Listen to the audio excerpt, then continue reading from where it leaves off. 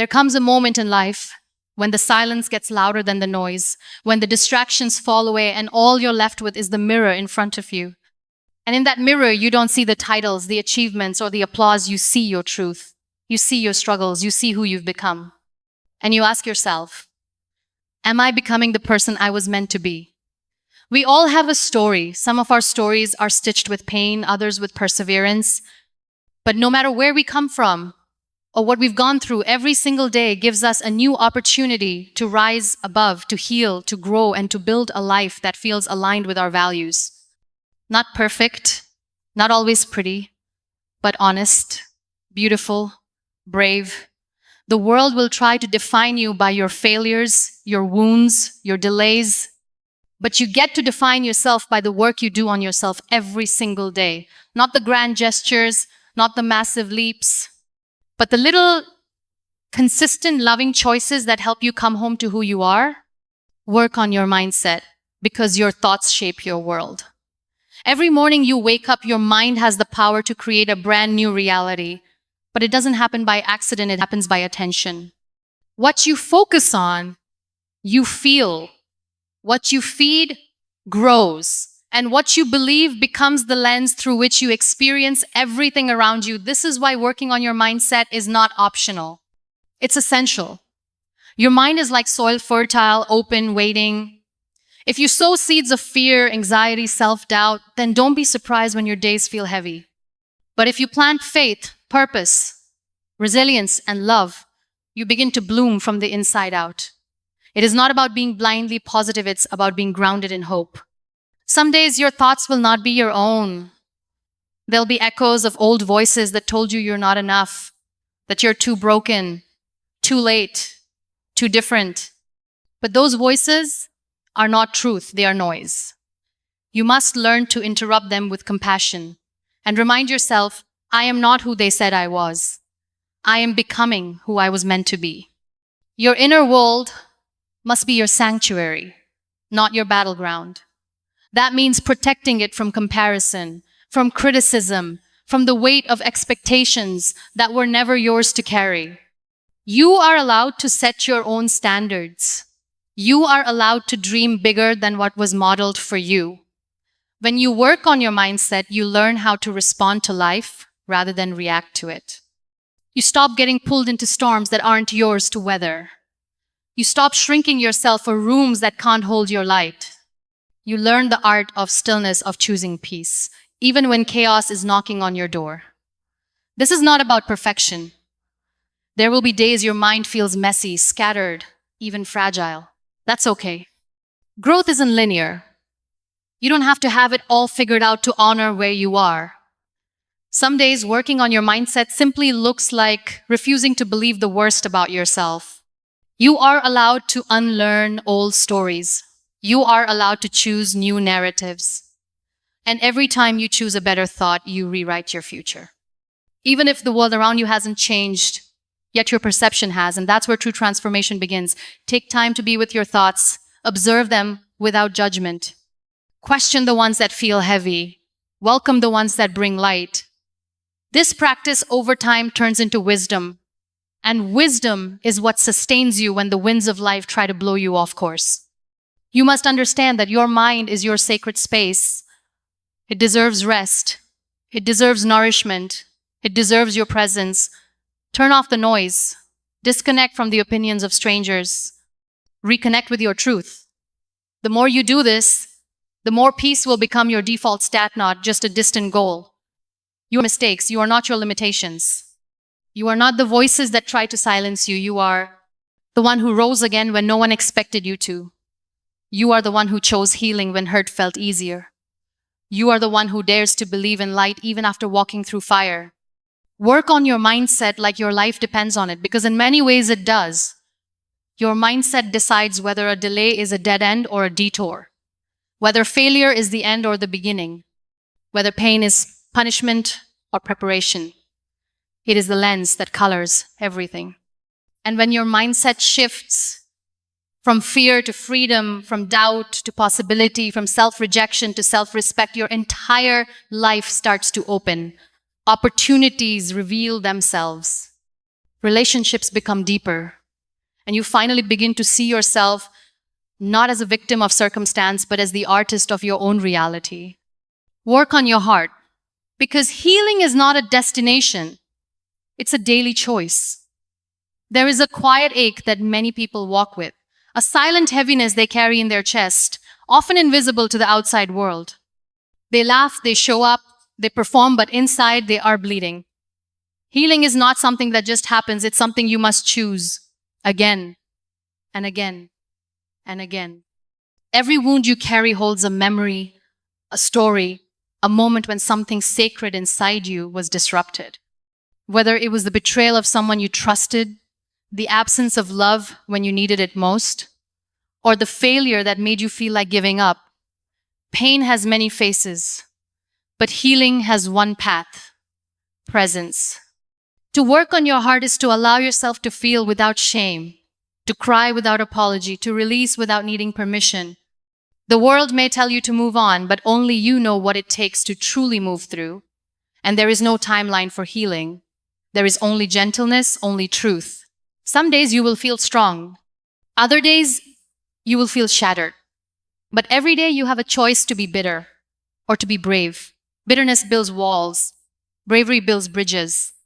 And your heart deserves to be free, not caged in by memories that were never meant to define you. Healing is not forgetting. Healing is remembering without reliving. It is looking back and saying, yes, this hurt me, but it did not break me, and I will not carry this pain into my future. That declaration alone is an act of radical courage. Your heart is not weak because it feels deeply. Your heart is not broken because it still hopes. Your heart is not foolish because it forgave. Your heart is a warrior own that keeps loving, trusting, breathing even after it's been bruised. You must protect your heart, not with walls, but with wisdom. Learn who deserves your softness. Learn who feeds your spirit. Learn when to say, enough, and when to say, I'm still healing, but I'm not giving up. This work is sacred. This work is slow, but it is the work that frees you. To work on your heart is to remember your worth, to reclaim your joy, to restore the parts of you that were silenced by trauma or rejection. It is an act of defiance against every voice that said you would never smile again. And yet, here you are still breathing, still believing. There will be days when your heart feels numb. On those days, just breathe. Just sit with yourself. Just hold space for whatever needs to rise. You do not need to perform strength. You just need to be present with your truth. And slowly, the light returns. Healing does not mean you no longer feel pain. It means pain no longer controls you. It no longer gets to write the story. You do. And the more you write from a place of honesty and grace, the more your heart becomes whole again, not the same as before, but perhaps even more beautiful. You don't owe anyone your speed. You only owe yourself your sincerity. So honor your wounds, not by clinging to them, but by transforming them. Let them become wells of compassion, not chains of resentment. Let them guide you to deeper empathy. Let them teach you how to love yourself in ways no one ever did. Work on your character, because who you are matters more than what you achieve. In a world chasing numbers, fame, applause, and external validation, it's easy to lose sight of the inner compass that guides us toward peace. Success will come and go, but character, that is eternal. It's the invisible force behind every decision, every word, every act of grace or cruelty. Working on your character means choosing integrity when it costs you something. It means being kind when it's not convenient. It means telling the truth even when lying would be easier. It's not about being perfect, it's about being consistent in your values, no matter who is or isn't watching. People will remember how you made them feel long after they forget what you accomplished. They will forget your accolades, your awards, your titles. But they will never forget the safety of your presence, the warmth of your kindness, or the strength of your honesty. Character is built in the quiet, in the moments you don't post about, in the apologies you whisper, in the way you hold space for others without expecting anything in return. It's forged in fire in the times when life tested you and you chose compassion over bitterness. To work on your character means to admit when you're wrong, to listen more than you speak, to make room for perspectives that challenge your comfort zone. It means letting go of pride when love is more important than being right. You cannot fake character. You can perform kindness, but true goodness is felt. It is magnetic. It's seen in the way you show up for people when no one's giving you credit. It's in the way you stay humble when life lifts you and grounded when life humbles you. Every time you choose character over ego, you grow, not upward, but inward, not louder, but deeper. And those roots will hold you steady when the storms of life come crashing in. Your legacy will not be how much you made, but how much of yourself you gave to the world. Work on your discipline, because dreams without structure turn into regret. Discipline is not the enemy of freedom, it is its foundation. So many people dream of a beautiful life, but very few build the habits that create it. Discipline is not about being harsh with yourself. It's about being loving enough to follow through on what you know will make you proud later. Every day, life hands you tiny moments of decision. Do I stay in bed or get up and move toward my calling? Do I reach for comfort or for purpose? Do I let this excuse win, or do I show myself that I'm capable of more? These are not small choices. These are the bricks that build your life. The truth is, discipline will often feel like discomfort. It asks you to choose what you need over what you want. It asks you to push past resistance, even when every part of you wants to rest. But that's how strength is forged, not in easy days, but in the ones you didn't feel like showing up and did anyway. When you work on your discipline, you become your own anchor. You stop waiting for motivation to magically appear.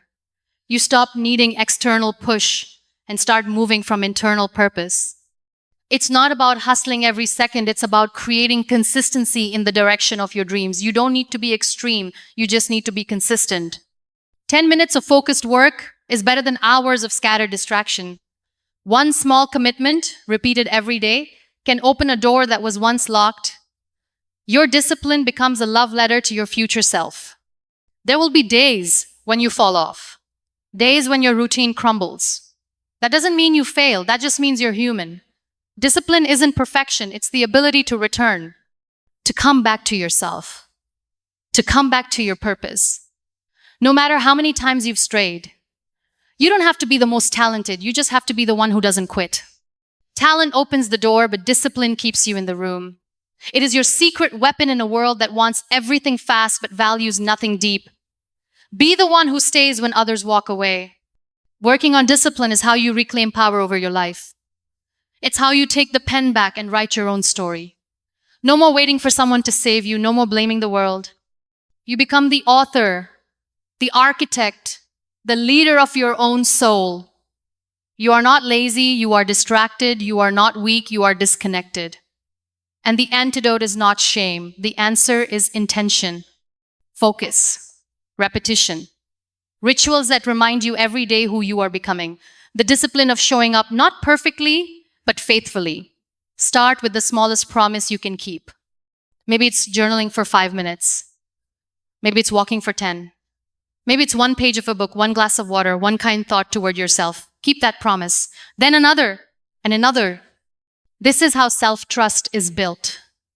When you learn to follow through, your confidence grows quietly. It doesn't come from people praising you. It comes from looking in the mirror and saying, I'm proud of how I showed up today. That feeling, that integrity, that is the deepest form of success. So work on your discipline not to be more productive, but to be more connected. To your goals, to your voice, to your divine purpose. Let your habits become sacred. Let your effort become worship. Let your life become a reflection of the love you've poured into it.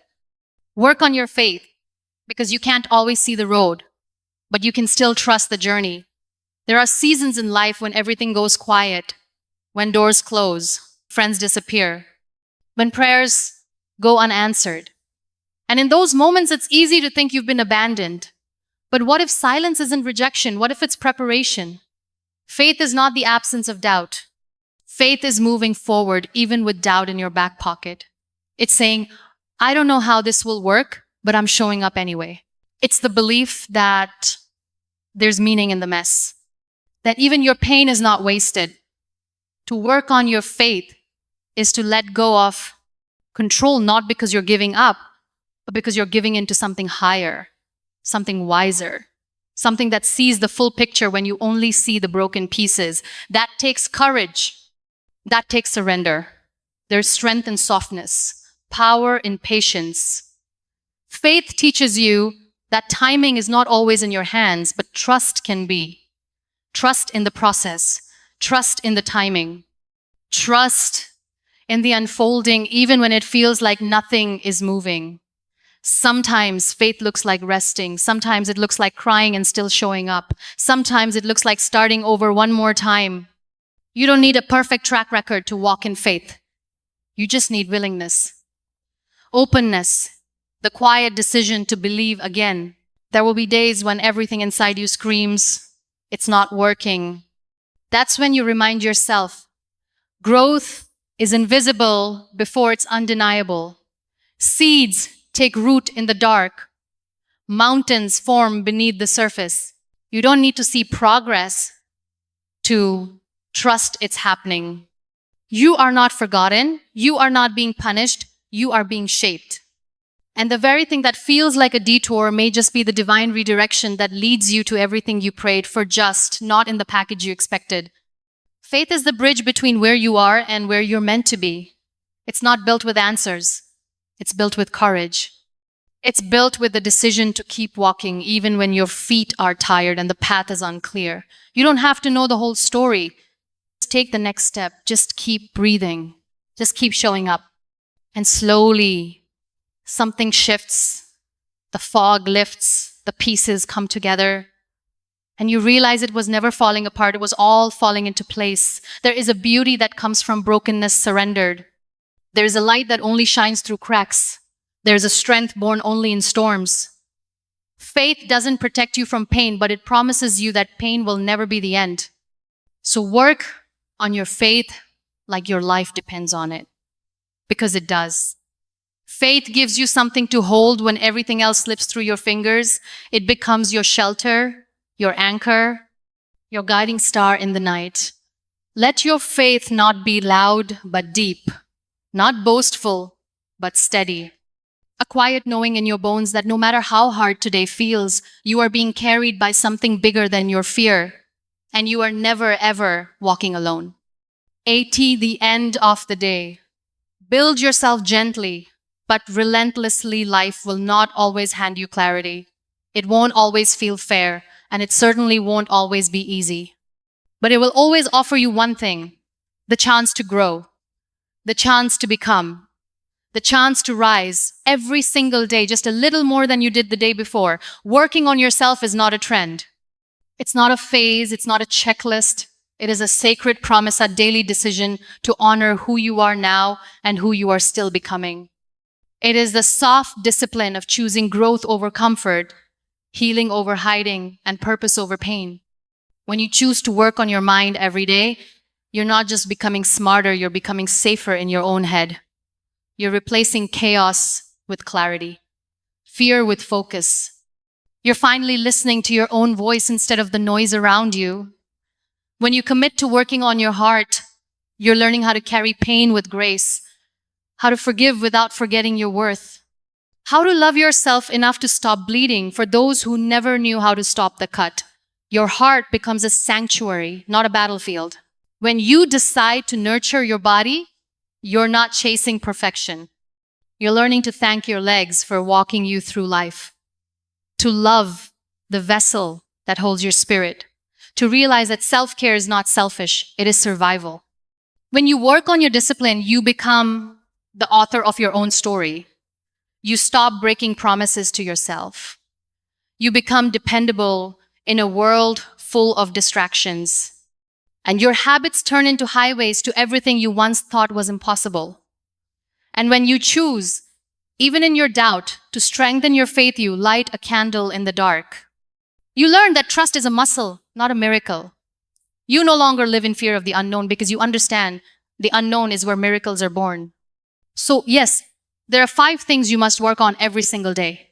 Not because you're broken, but because you're building. You're not a project, you're a process. A sacred, unstoppable process of becoming more whole, more aware, more alive. Don't aim to be perfect, aim to be present. Don't aim to be fearless, aim to be brave. And don't rush your evolution.